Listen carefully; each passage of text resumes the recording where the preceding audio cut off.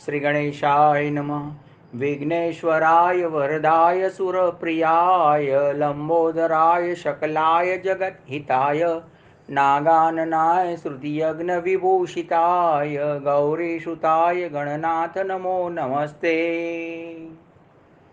श्री गणपति गजानन महाराज की जय। कुबेर भंडारी महादेव की जय। आशापुरी मात की जय। अवधूत चिंतन Shri Gurudev Datta.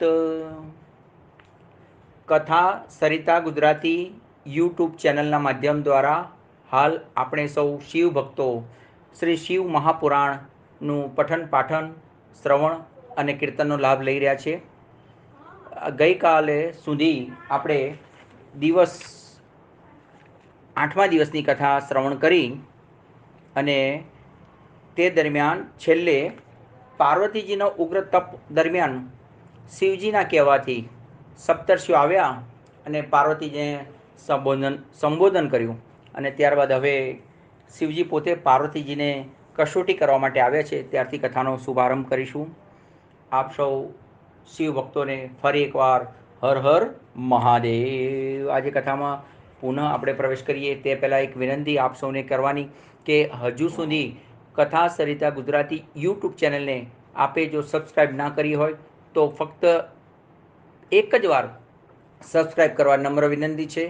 Like button press કરો, અન્ય મિત્રો કુટુંબીજનોને શેર કરો અને બેલ આઇકોન પ્રેસ કરો અને તેમાં આવતા વિકલ્પ પૈકી ઓલ વિકલ્પને પસંદ કરી પ્રેસ કરવા વિનંતી છે, જેથી અમારા દ્વારા રજૂ થતા દરેક ધર્મ લાભના એપિસોડ આપને ત્વરિત સંપાદિત થઈ શકે, પ્રાપ્ત થઈ શકે અને આપ વિના વિલંબે દરેક એપિસોડને શ્રવણ લાભ મેળવી શકો, જેથી આ કાર્યવાહી પરિપૂર્ણ કરવા નમ્ર વિનંતી છે।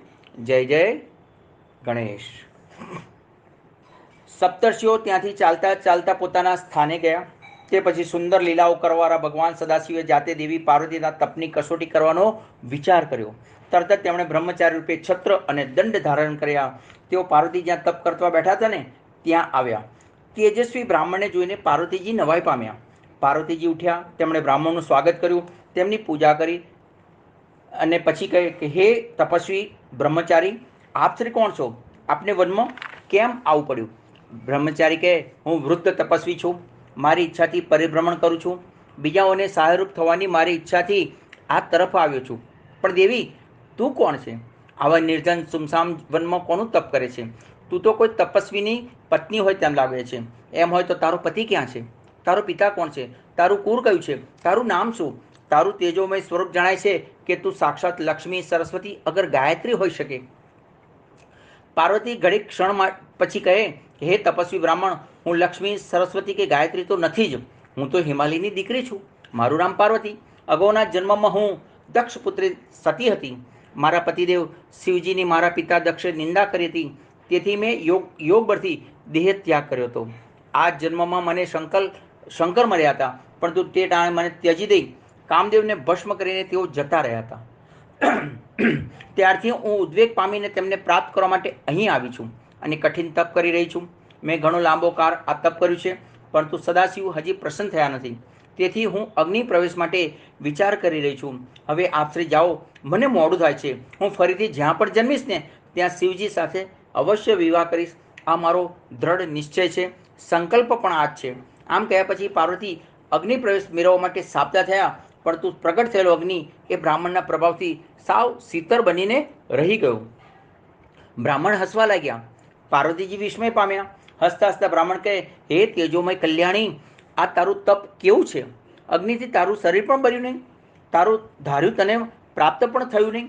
હું બ્રાહ્મણોમાં શ્રેષ્ઠ અને સૌનું કલ્યાણ હિત કરનાર છું, તેથી મને ખરો હિતે છું। મિત્ર માનીને તારા મનની વાત કહી દે। રાજકુળના સુખ છોડીને તું વનમાં કેમ આવી? આ વલ્કલ અને મૃગ ચર્મ શા માટે ધારણ કર્યા છે? દેવી પાર્વતીની પ્રેરણા અને આજ્ઞાથી તેમની સખી વિજયા ઉત્તર આપતા કહે છે કે હે સત્પુરુષ, તમે પાર્વતીનું ઉત્તમ ચરિત્ર સાંભળવા ઈચ્છો છો તો ધ્યાનથી સાંભળો। હિમાલય પર્વતરાજની આ પુત્રી શંકર સિવાય અન્ય કોઈની સાથે વિવાહ કરવા માગતી નથી। તેણે શિવને રીઝવવા માટે આ કઠિન તપ કર્યું છે। 3000 વર્ષોથી તપ કરે છે। શંકરને પ્રાપ્ત કરવાનો તેનો મનોરથ છે। બ્રાહ્મણ કહે, હે દેવી, તે જે વાત કરી તે મારા માન્યમાં આવતી નથી. જો પાર્વતી પોતે મને વાત કરે તો હું માનીશ. આમ આ બ્રાહ્મણે પાર્વતીના મુખે વિજયાની કહેલી વાત સાંભળવાની ઈચ્છા દર્શાવી. તેથી પાર્વતી દેવી કહે છે કે હે બ્રાહ્મણ, હું વંદનીય જ્ઞાની, મારું વૃત્તાંત તમે સાંભળો. મારી સખીએ જે વાત કરી ને તે ખરેખર સત્ય છે. સાચું જ કહ્યું છે કે હું મન, વચન અને કર્મથી સત્ય કહું છું. હા, હું શિવજીને વરી ચૂકી છું. તત્ક્ષણ બ્રાહ્મણ કહે છે કે હે દેવી, હવે જ મેં તમારી વાત જાણી. તમે જેમ ઈચ્છતા હો તેમ કર્યા કરો.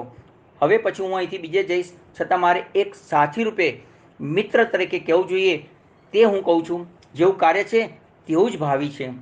પાર્વતી કહે, હે વંદનીય જ્ઞાની બ્રાહ્મણ, તમે જાઓ છો તો ભલે જાઓ, પણ જતાં પહેલાં મારું કલ્યાણ અને હિત થાય તેવો ઉપાય કહો. બ્રાહ્મણ તત્કાલ જવાબ આપતા કહે, હું સદાશિવને દરેક પ્રકારે જાણું છું. હું કંઈ પણ કહીશ ને તે સત્ય જ કહીશ. તમે તે સાંભળો.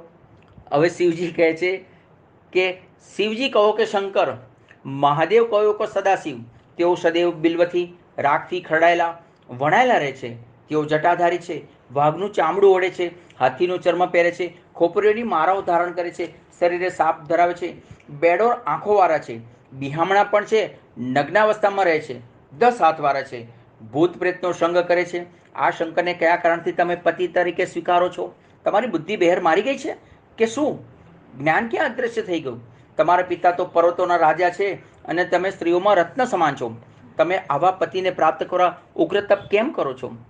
કમરની પાંખડી જેવા તમે ક્યાં અને બેડોર 3 આંખોવાળા શંકર ક્યાં? ચંદ્ર જેવા મુખારવિંદવાળા તમે ક્યાં અને 5 મુખો ધરાવતા શિવજી ક્યાં? તમારા શરીરે ચંદનનો લેપ કરાય છે, શંકરનું શરીર તો ભસ્મથી ખરડાય છે. ક્યાં તમારા આભૂષણો અને ક્યાં શિવનું સર્પાભૂષણ? તમે અદ્વિતીય છો, અજોડ છો. તમે શંકરને લાયક નથી. આ શિવ તો ગરીબ છે, નિર્ધન છે.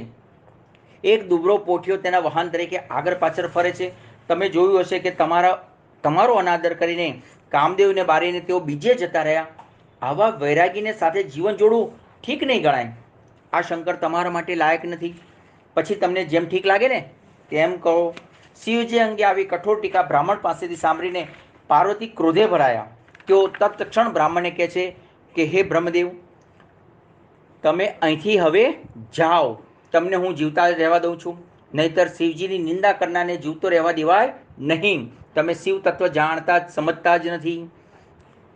હે તે દેવને કઈ વાતની ઉણપ છે? 7 જન્મનો દરિદ્રી પણ તેમને ભજે છે, પૂજે છે તો અક્ષય લક્ષ્મી પ્રાપ્ત કરે છે. તેઓ મંગલ વેશ ધારણ કરતા નથી, છતાં તેમનું સ્મરણ કરવાથી સર્વનું કલ્યાણ થાય છે અને સર્વનું મંગલ થાય છે. શિવજી ને આ ચર્ચા દરમિયાન બ્રાહ્મણ સ્થાને પરમેશ્વર સદાશિવ પ્રગટ થયા.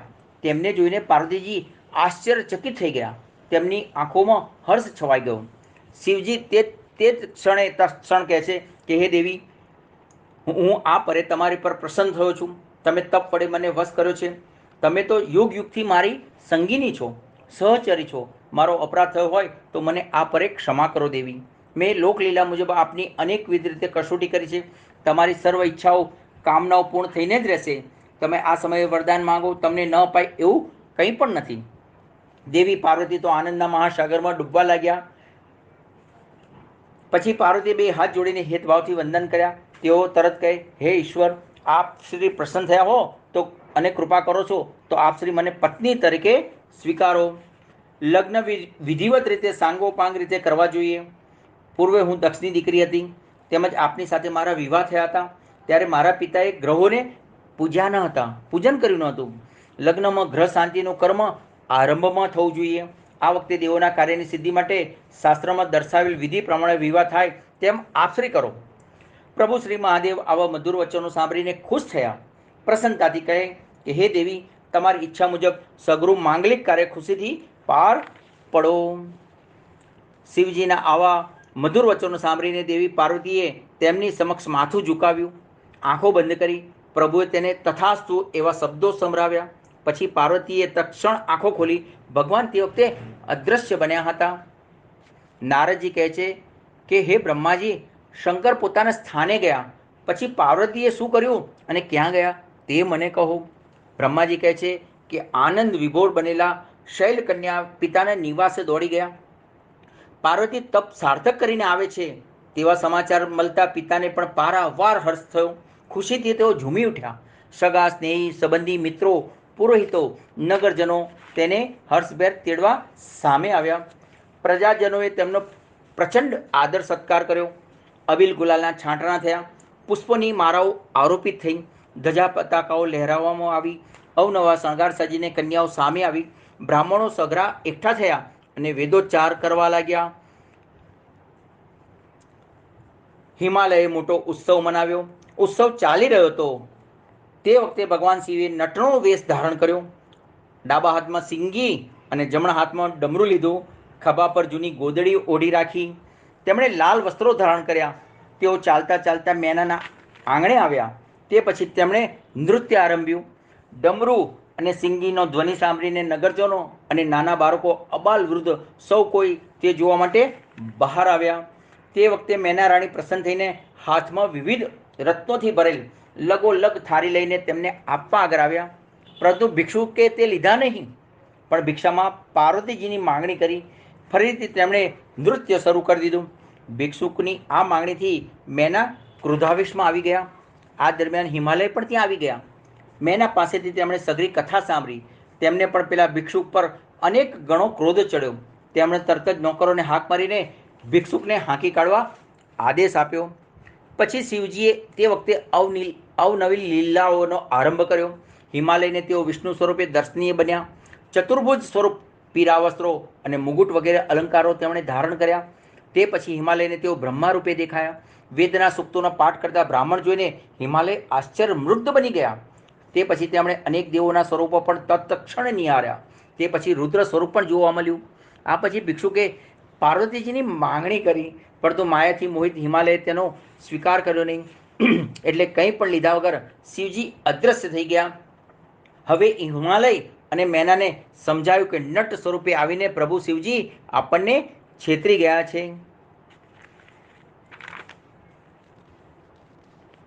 બીજી બાજુ સદાશિવે કૈલાસ પર જઈને મહર્ષિઓનું અને એમાં પાછા સપ્તર્ષિઓનું શ્રદ્ધાભાવથી સ્મરણ કર્યું. તેથી અરુંધતી સહિત 7 ઋષિઓ સૂરજ સરખા પ્રકાશથી ત્યાં આવ્યા અને શિવજીને પ્રણામ કરીને હાથ જોડીને ઊભા રહ્યા. શિવજી કહે, હે વંદનીય ઋષિઓ, તમે હંમેશા વંદનીય પૂજનીય છો. મેં તમારું સ્મરણ ખાસ સંજોગો અને કાર્ય હેતુ કર્યું છે. તમે તો જાણો છો કે અતિ દુષ્ટ તારકાસુર દેવોને ત્રાસ આપી રહ્યો છે. તેને બ્રહ્માનું વિચિત્ર વરદાન પ્રાપ્ત થયેલું છે. તેથી મને પણ કાર્ય કરવા ફરજ પડી છે. દેવોનું કાર્ય કરવા માટે હું પાર્વતીજી સાથે લગ્ન કરવા ઉત્સુક છું. તેણે પણ ઘણું કઠણ તપ કર્યું છે. તેથી તેને ફળ આપવું જ જોઈએ. તેથી હે મુનિઓ, તમે હમણાં હિમાલયના આંગણે પ્રસ્થાન કરો. ત્યાં પહોંચીને તમે હિમાલય તેમજ મેનાને સમજાવો. તેમને તમારે વેદમાન્ય વચનો સંભળાવવા.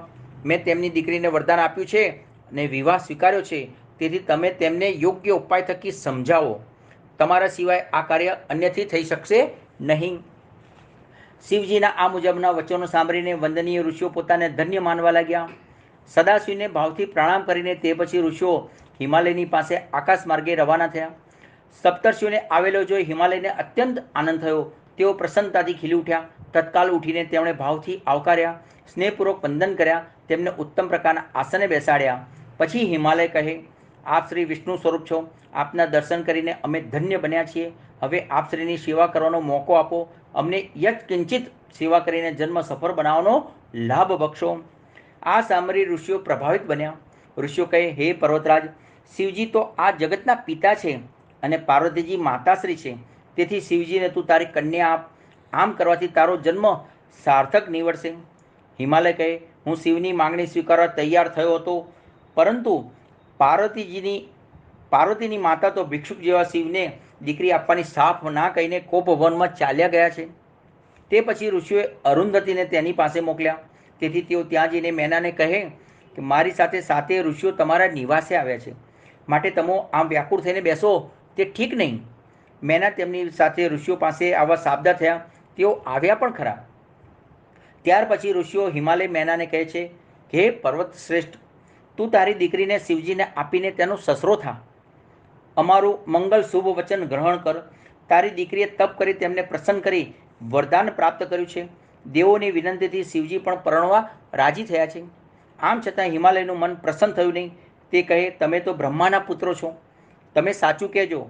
જો કોઈ પિતા મોહ, લોભ કે ભયના કારણે અયોગ્ય વરને કન્યા આપે તો નક્કી નરકનો અધિકારી થાય છે. હવે તમારે જે કહેવું હોય તેમ કહો. વશિષ્ઠજી એ વખતે કહે છે કે દરેક પિતાની એવી મહેચ્છા હોય છે કે તેની દીકરી સુખ, શાંતિ અને સંપત્તિથી ભર્યા પરિવારમાં જાય. તે વાત સાચી છે, પરંતુ કુબેર જેવો સંપત્તિવાન પુરુષ જેનો ચાકર અને સેવક છે તે શિવજીને નિર્ધન કેમ કહેવાય? દેવાદિદેવ શિવજીએ તારી પુત્રીનું કઠિન તપ પોતાની નજરે નિહાળ્યું છે. તેઓ તારી પુત્રી પર પ્રસન્ન થયા છે અને તેની સાથે વિવાહ કરવાનું વરદાન પણ આપ્યું છે. તારી પુત્રીની ઈચ્છા જાણીને ભિક્ષુક સ્વરૂપે આવીને તેમણે તારી પાસે દીકરીનો હાથ માંગ્યો હતો.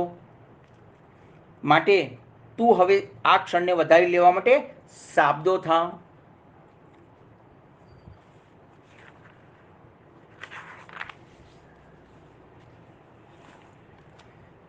આજથી 7 દિવસ બાદ શુભ મુહૂર્ત આવી રહ્યું છે. તે સમયે અધિપતિ ચંદ્ર પોતાના પુત્ર બુધ સાથે લગ્ન ગ્રહમાં રહે છે અને રોહિણી નક્ષત્રમાં છે. સર્વ દોષથી રહિત આ માગસર માસના સોમવારે સર્વ ઉત્તમ ગ્રહો પણ એકત્ર થાય છે. શ્રેષ્ઠ ઉત્તમ પુત્ર દેનાર અને સૌભાગ્ય બક્ષનાર બૃહસ્પતિનો પણ સુંદર યોગ છે. તે શુભ દિને જગતના નાથ જગત પિતા શિવજીને જગદંબા પાર્વતીજીનું કન્યાદાન આપી તું ધન્ય બન. પછી મુનિ વશિષ્ઠ અનેક જાતની લીલાઓ કરનાર શિવજીનું સ્મરણ કરી બોલતા બંધ થયા. હિમાલય કુટુંબીજનોની સલાહ લીધી, માર્ગદર્શન મેળવ્યું. મેરુ, સહાદ્રી, ગંધમાદન, મંદરાચલ પર્વતો વિચારીને હિમાલયને કહે છે કે હે ભાગ્યશાળી પર્વતરાજ, પાર્વતી દેવોના કાર્ય માટે જ ઉત્પન્ન થયા છે. તેણે રુદ્રને ભજ્યા છે, આરાધ્યા છે, તો શંકરને આપવા તે જ યોગ્ય છે. અરુંધતીએ પણ મેનાને સમજાવી. સપ્તર્ષિઓ કૈલાસ પર સદાશિવ પાસે પાછા ગયા. ત્યાં જઈને તમામ વિગત રજૂ કરી. હે દેવાદિદેવ, પર્વતરાજે પાર્વતી પ્રણાવવા વચન આપ્યું છે. વિવાહનું મુહૂર્ત પણ અમે નક્કી કર્યું છે. માટે હવે તમે દેવો અને સેવક ગણો સાથે હિમાલયને ત્યાં લગ્ન માટે પ્રસ્થાન કરો. વિષ્ણુને તેમજ બ્રહ્માને તેમના સમાજ સહિત સત્વરે તેડાવો. ઋષિઓ, યક્ષો, ગંધર્વો, કિન્નરો, સિદ્ધો, વિદ્યાધરો અને અપ્સરાઓના સમૂહને બોલાવો. તેઓ સઘળા આવીને આપના વિવાહનું સઘળું કાર્ય ઉપાડી લેશે. આ મુજબ કહીને શિવની આજ્ઞા લઈ સપ્તર્ષિઓ તેમના સ્થાને ચાલ્યા ગયા. હવે સપ્તર્ષિઓને ઉત્સાહથી વિદાય આપીને હિમાલયે શું કર્યું તે જોઈએ. તેણે પોતાના પુરોહિત ગર્ગાચાર્યને તેડાવ્યા. અતિભાવથી લગ્ન પત્રિકા લખાવી, લગ્ન પત્રિકા મોકલી. તેમણે કૈલાસ જઈને શિવજીને તિલક કર્યું તેમજ ભેટ સામગ્રી સોંપી. શિવજીએ હર્ષિત થઈ તેમનું યથોચિત સન્માન કરીને વર્તી ભેટો બક્ષી છે. તે પછી હિમાલય દેશ દેશથી સગા સંબંધીઓ, કુટુંબીઓને આમંત્રણ આપ્યું. ઉત્સવ માટે અનેક પ્રકારની સામગ્રી એકઠી કરી અને કરાવી છે. હિમાલયનું નગર અત્યારે હવે લગ્ન પ્રસંગ માટે તૈયાર થઈ ગયું છે. નગર મહેમાનો, મહારથીઓ, દેવો, સેવકો, શુભેચ્છકોથી ભરાઈ ગયું. ચારે તરફ ધજા પતાકાઓ લહેરાતી હતી. ચંદ્રવા શોભતા હતા. તોરણો ટીંગાઈ ગયા હતા. ચોમેર ફૂલમાળાઓ શોભતી હતી. હિમાલયે સૌનું સ્વાગત કર્યું. અનેક સેવકો અતિથિઓના સ્વાગત માટે ખડે પગે હતા.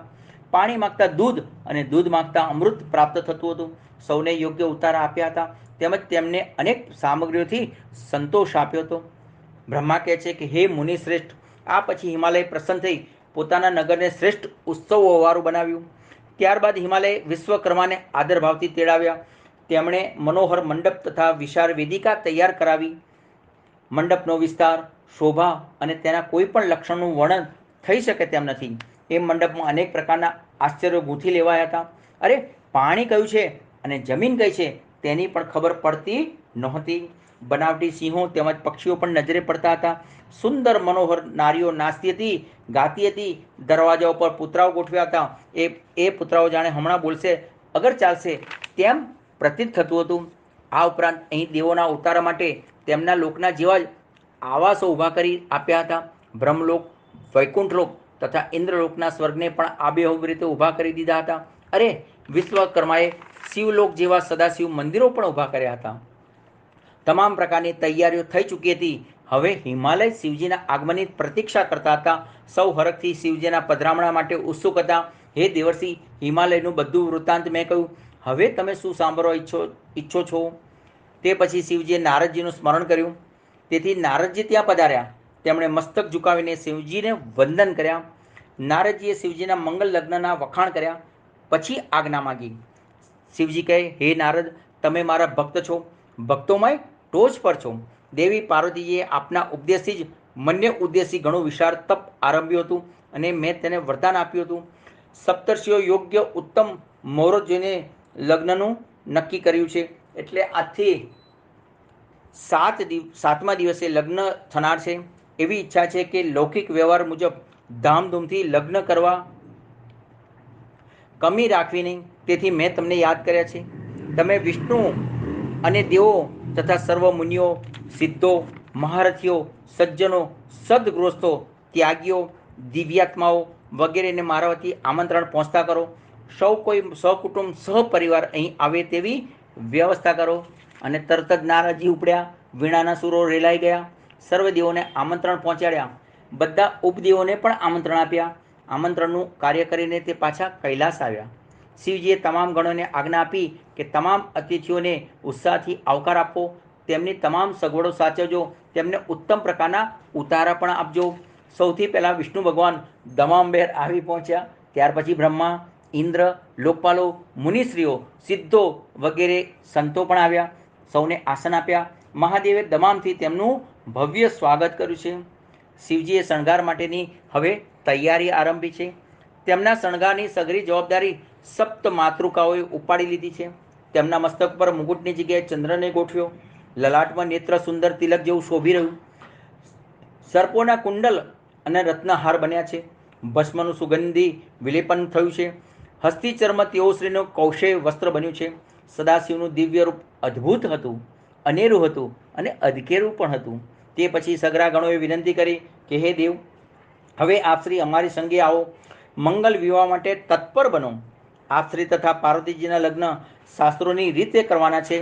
શાસ્ત્રોમાં વર્ણવેલી વિધિ મુજબ જ આ વિવાહ થનાર છે. આપ જે વિવાહ વિધિ આચરશો ને તે વિધિ સર્વલોકમાં પ્રસિદ્ધ થશે, જાણીતી થશે. માટે ગૃહ્ય સૂત્રમાં કરેલા વિધાન મુજબ આપ શ્રી કુલ ધર્મ મુજબ મંડપ સ્થાપના અને નાંદી શ્રાદ્ધ કરાવો. શિવજી તરત જ સંમત થયા. તેથી બ્રહ્મદેવે સઘળી વિધિ કરાવી. તે વખતે ત્યાં કશ્યપ, અત્રિ, વશિષ્ઠ, ગૌતમ, કર્ણ, બૃહસ્પતિ, જમદગ્નિ, પરાશર, માર્કેન્ડે, અગસ્ત્ય, ચ્યવન, ગર્ગ, દધીચી, ભરદ્વાજ, પીપલાદ, કુશિક, વ્યાસ અને બીજા અનેક મુનિઓ ઉપસ્થિત થયા. તેમણે વેદ વેદાંત મુજબ પુષ્કળ મંગલ કાર્યો કરવા માંડ્યા. તેમણે વિઘ્નોની શાંતિ માટે ગ્રહોનું પૂજન કર્યું. સર્વ દેવોનું પણ પૂજન કર્યું. તે પછી સર્વ બ્રાહ્મણોનું હર્ષભેર સ્વાગત પણ કર્યું. બ્રાહ્મણોને શ્રદ્ધાભાવથી હેતથી નમસ્કાર પણ કર્યા. સદાશિવની આજ્ઞા થતાની સાથે તેમના ગણોના સમૂહ લઈને ગણનાયકો હિમાલય નગર તરફ રવાના થઈ ગયા. તેમની સંખ્યા અને શોભાનું કોઈ રીતે વર્ણન થઈ શકે તેમ નથી. શિવજીની જાણ લઈને દેવો તથા અન્ય અગ્રણી મંડળે હર્ષભેર પ્રસ્થાન કર્યું.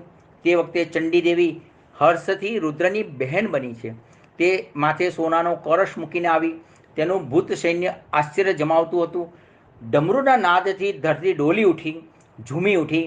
ભેરીના અવાજો ફેલાવા લાગ્યા. શંખોની ગર્જના થવા લાગી છે. નગારા પર દાંડી પડી. નૌબતના ગડગડાટમાંથી ઉત્પન્ન થતો મહાઘોષ આ મંગલ અવસરને વધુ મંગલમય બનાવતો હતો. વિષ્ણુદેવ તે વેરા ગરુડની સવારીએ આવ્યા હતા. તેમણે તે વખતે છત્ર ચામર ધારણ કરેલા હતા. વેદો, શાસ્ત્રો, પુરાણો તેમજ આગમો વડે મૂર્તિમાન બ્રહ્મા હંસ પર વિહાર કરતા હતા. ઐરાવત હાથી પર બેઠેલ ઇન્દ્ર અદ્વિતીય લાગતા હતા. નારદ, તુંબરુ, હાહા અને હુહુ જેવા શ્રેષ્ઠ ગંધર્વોનું નૃત્ય વાદન થઈ રહ્યું હતું. તે સમયે સઘળી જગત માતાઓ, દેવકન્યાઓ તેમજ દેવપત્નીઓ હરખાતી હતી. શિવજીના લગ્નને અનુરૂપ મંગલ ગીતો વાગતા હતા. સ્ફટિક જેવા સફેદ પોઠિયા પર શિવજી પોતે આરૂઢ થયા હતા. હિમાલયને ત્યાં પરણવા માટે જવા નીકળેલા શિવજી ભવ્ય દિસતા હતા. જાજરમાન લાગી રહ્યા હતા. ભગવાન વિષ્ણુએ જાન આગમનના સમાચાર નારદજી સાથે અગાઉથી મોકલી આપ્યા. નારદજી મંડપની નીચે આવ્યા. મંડપની શોભા જોઈને નારદ ચકિત થઈ ગયા, આભા બની ગયા. આ અગાઉ આવો અદ્વિતીય મંડપ તેમણે ક્યાંય જોયો ન હતો. વિશ્વકર્માએ અગાઉથી તમામ દેવોના સ્વરૂપો રચી રાખેલા હતા. તે સ્વરૂપો જોઈને નારદ વધારે મૃગ્ધ બની ગયા. નારદને પહેલાં તો એમ લાગ્યું કે મારી પહેલાં આ બધા અહીં કઈ રીતે આવી ગયા હશે.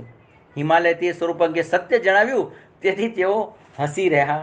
તે પછી હિમાલયે નારદજીની સાથે મૈનાક તેમજ અન્ય પર્વતોને જાનના સ્વાગત માટે મોકલ્યા. નારદ આગળ જઈને દેવોને કહે છે કે હે દેવો, ગિરિરાજ હિમાલય આપશ્રીના સ્વાગત માટે આ મહાન પર્વતોને મોકલ્યા છે. તેમણે આપ સૌને આનંદિત તેમજ આશ્ચર્યચકિત બનાવવા માટે મંડપની આસપાસ અદ્ભુત આભા ઊભી કરી છે.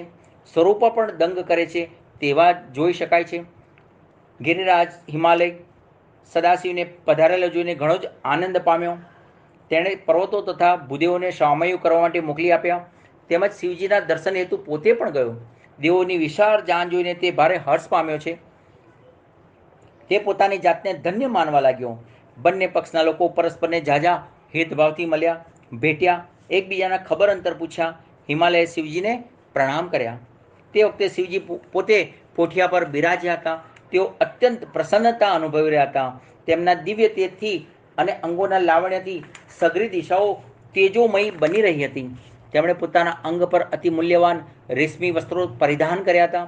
તે ચમકતા હતા. દિવ્ય રત્નોથી વસ્ત્રો શોભતા હતા. મુગુટ પણ ચમકી રહ્યો હતો. શરીર પર સર્પના અલંકારો શોભી રહ્યા હતા. દેવો તેમને ચામર વડે વાયુ ઢોળતા હતા. શિવજી સ્મિત રીલાવી રહ્યા હતા. જમણી બાજુએ વિષ્ણુજી અને ડાબી બાજુએ બ્રહ્માજી તથા પાછળ ઇન્દ્ર હતા. હિમાલય આગળ આવ્યા. ખૂબ ભાવથી આનંદથી તેમણે સૌને વંદન કર્યા, આવકાર્યા. તેમને નગરમાં પગલાં માંડવા વિનંતી કરી. આમ કહીને પોતે અગ્રેસર થઈ ગયા. સર્વે દેવો વિશિષ્ટ નગરની શોભા નિહાળતા આગળ વધી રહ્યા હતા. બધા સવિશેષ આનંદમાં હતા. તેમણે આ વિશિષ્ટ પ્રકારની શોભાને ખૂબ જ વખાણી છે. તે શુભ મંગલ ટાણે મેના રાણીએ સદાશિવ જેવા જમાઈને જોવાની ઈચ્છા કરી. તેમણે નારદજીને તેડાવ્યા. મેના નારદજીનો ઉદ્દેશીને કહે છે કે હે વંદનીય મુનિવર, જેને માટે પાર્વતીજીએ આ અતિ કઠણ તપ પૂર્ણ કર્યું છે તે મહાદેવનું સ્વરૂપ કેવું છે તે જોવાની મને ઈચ્છા છે. તો કૃપા કરીને તે મને બતાવશો. નારદજી ઉપડ્યા. તેઓ શિવજીને જોવા માટે મેનાને મહેલની અગાસી ઉપર લઈ ગયા. તે વખતે સદાશિવને થયું કે મેનાને અહંકાર આવ્યો છે. તેથી તેમણે અદ્ભુત લીલા કરવાનો વિચાર કર્યો. તેમણે દેવોને આગળ મોકલીને પોતે પાછળ રહ્યા છે. સૌથી પહેલાં ગંધર્વો આવ્યા. સુંદર વસ્ત્રાભૂષણમાં શોભતા ગંધર્વો વિવિધ વાહનોમાં બેઠા હતા. તેઓ બધા આનંદથી વાજિંત્રો વગાડતા હતા. તેમની સાથે અદ્ભુત અનેરા સૌંદર્યની બેનમૂન મૂર્તિઓ જે સમી અપ્સરાઓ પણ હતી. તેઓ સઘળી નયનરમ્ય મનોહર નૃત્ય કરતી હતી. મેનાનું મન આનંદિત બની ગયું. ગંધર્વોના નાયક વસુને જોઈએ મેના કહેવા લાગી, શું આ શિવ છે? ત્યારે નારદજી કહે, ના, એ શિવજી નથી, એ તો સામાન્ય દેવ છે. મેના વિચારમાં ગરકાવ બની ગયા કે જો સામાન્ય દેવ આટલા રૂપારા, મોહક અને નયનરમ્ય હોય તો સદાશિવ કેવા દેખાવના હશે. આ દરમિયાન યક્ષોની સેના મણિગ્રીવની સરદારી નીચે નીકળી. તે યક્ષો ગંધર્વો કરતાં બમણા રૂપારા અને મોહક હતા. મેનાએ મણિગ્રીવને જોયો. તેણી કહે, શું આ છે શંકર પોતે? નારદ કહે, ના રે ના, આ તો સામાન્ય દેવ છે. તે પછી અગ્નિદેવ નીકળ્યા. પછી યમદેવ આવ્યા. મેનાની હવે અધીરાઈ વધતી ચાલી. તે એક પછી એક દેવના દર્શન કરતી ગઈ. તેની કુતૂહલવશતા વધતી ગઈ. આમાં શિવજી કોણ? શંકર કોણ? દરેક વખતે મેના પૂછતી ગઈ, આમાં રુદ્ર કોણ છે? પછી વરુણ આવ્યા. તેની પાછળ વાયુ આવ્યા. પોતપોતાના પરિવારજનોથી ઘેરાયેલા એક પછી એક દેવો આવતા ગયા. મેના તે દેવોના દર્શન કરીને આશ્ચર્ય મૃગ્ધ બનતા ગયા. તે પછી કુબેર આવ્યા. મેના પુનઃ તે જ પ્રશ્ન કરી બેઠી. થોડી વાર થઈને સર્વદેવોના અધિપતિ ઇન્દ્ર આવ્યા. તેમના દર્શન કરીને મેના વધુ અચંબો પામી. નારદજી કહે, અરે આ તો ઇન્દ્ર છે, શિવજી નથી. તેથી તે ખૂબ જ આશ્ચર્ય પામી. ત્યારબાદ ચંદ્રનો વારો આવ્યો. તે બાદ તેજ પુંજ સમા તપસ્વી ભૃગુ વગેરે મુનિઓ શિષ્ય મંડળો સાથે નજરે પડ્યા. નારદજીએ તે સમૂહમાં એકેય પ્રભુ શિવજી નથી એમ કહીને મેનાને સમજાવી. તે પછી બ્રહ્મદેવનું આગમન થયું. મેના તેને જોઈ અચંબો પામી. ઋષિઓ તેમને વિટરાઈને ધ્યાન સ્તુતિ કરતા હતા. ત્યારબાદ મેનાની નજરે ભગવાન વિષ્ણુ પ્રભુ ચડ્યા. અનેક પ્રકારની શોભાવાળા તેઓ હતા. મેઘ જેવા શ્યામ, ચતુર્ભુજ, કામદેવથી અનેક ગણા લાવણ્યવાળા, ગરુડ ઉપર આરૂઢ થયેલા. લક્ષ્મીજીના પતિદેવને નિહાળીને મેનાની આંખો અંજાઈ ગઈ. તેનાથી બોલી જવાયું, નક્કી આ જ હશે પાર્વતીના પતિદેવ શંકર ભગવાન. ના રે ના, એ તો શિવપ્રભુ નથી. નારદજી મેનાનો ભ્રમ દૂર કરતા કહે, એ તો છે કેશવ. તેઓ શંકરના તમામ કાર્યોમાં અધિપતિ છે. આથી વધારે શ્રેષ્ઠ હોય તેને સદાશિવ જાણવા. નારદજીના આ પ્રકારના વચનો સાંભળીને મેના અત્યંત પ્રભાવિત બની. થોડી વાર પછી નારદજી મેનાને સંબોધીને કહે છે કે હે મેના, હવે જ શિવજીની સવારી આવી રહી છે. રુદ્ર સેનામાં અવનવા પ્રેતો હતા, ભૂતો હતા. એ મહાદેવની અદ્ભુત પ્રકારની લીલા હતી. રુદ્ર સેનામાં અનેક ગણો વાનર મુખા હતા. કોઈ બેડો અતિ કદરૂપા ચિત્ર વિચિત્ર હતા, કોઈ આંધળા હતા, કોઈ અપંગ હતા, કેટલાક તો વળી અનેક હાથવાળા હતા, કેટલાકને વળી માથા જ નહોતા, કેટલાક હાથ વિના નહોતા, કેટલાકને કાન ન હતા, હોઠ ન હતા. બધા અતિ ભયંકર અને બિહામણા હતા. તેમને જોઈને મેના રાણી ત્રાસી ગયા અને થીજી ગયા. તે બધાની વચ્ચે પોઠિયા પર આરૂઢ થયેલા શિવજીને મેનાએ જોયા. 5 મુખવાળા, 3 નેત્રોવાળા, ભસ્મથી શોભતા, જટાધારી, મુકુટમાં ચંદ્ર, 10 હાથ, વાઘાંબર અને પિનાક તથા ત્રિશૂળ ધારણ કરનાર શિવજીને મેનાએ દીઠા. આ પ્રકારનું જમાઈનું રૂપ જોઈને મેના ડરી ગયા, ભયભીત બની ગયા. નારદ આંગળી ચીંધીને કહે કે હે મેના, હવે પાર્વતીને પરણવા આવી રહેલા આ રહ્યા મહાન શિવજી. તેઓ નિર્ગુણ છતાં અતિશય ગુણવાન દેવાધિદેવ છે. મેનાએ શિવજીનું કદરૂપું સ્વરૂપ જોઈ ચક્કર આવ્યા. તેને મૂર્છા આવી ગઈ. હોશમાં આવતા જ મેના અતિશય વ્યાકુળ થઈ ગયા અને વિલાપ કરવા લાગી. તે ઠપકાના સુરમાં ગમે તેમ બબડવા લાગી. ચિંતામાં વ્યગ્ર બનીને બાહોરી બનીને આમ તેમ જોવા લાગી. તેને નારદ પર ખૂબ જ ગુસ્સો આવ્યો. તે નારદને ઠપકો આપતા કહે, હે નારદ, તમે અમને છેતર્યા છે, તમે મારી દીકરીને ભરમાવી છે, તમે એની સાથે ભજન અને પૂજન કરાવ્યું, આવો કદરૂપો જમાઈ આપીને તમે અમને છેતર્યા છે. મારું જીવતર હવે વ્યર્થ ગયું છે. પેલા 7 ઋષિઓ અને અરુંધતી ક્યાં ગયા?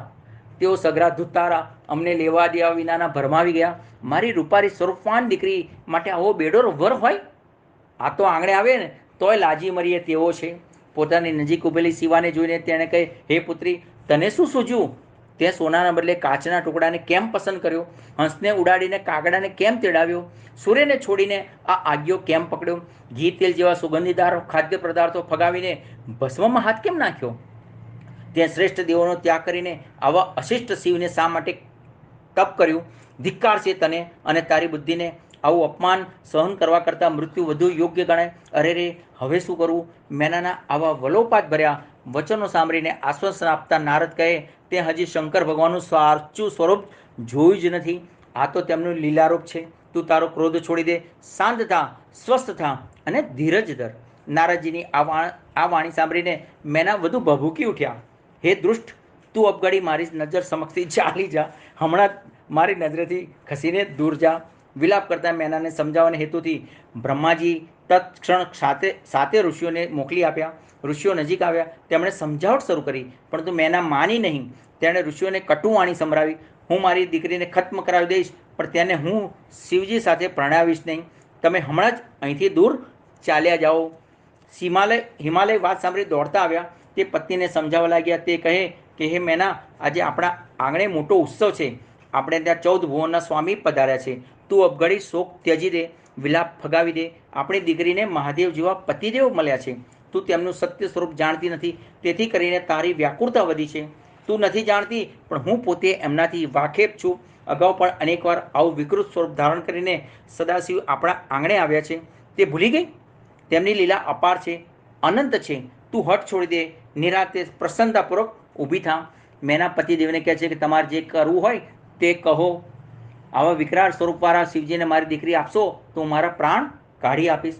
પિતાનું કહ્યું માતાએ ગણકાર્યું નહીં. તેથી શિવા કહે કે હે વંદનીય માતાજી, હું ધર્મનો આશ્ચર્ય કરનારી છું. તારાથી આવો અધર્મ થઈ શકે ખરો?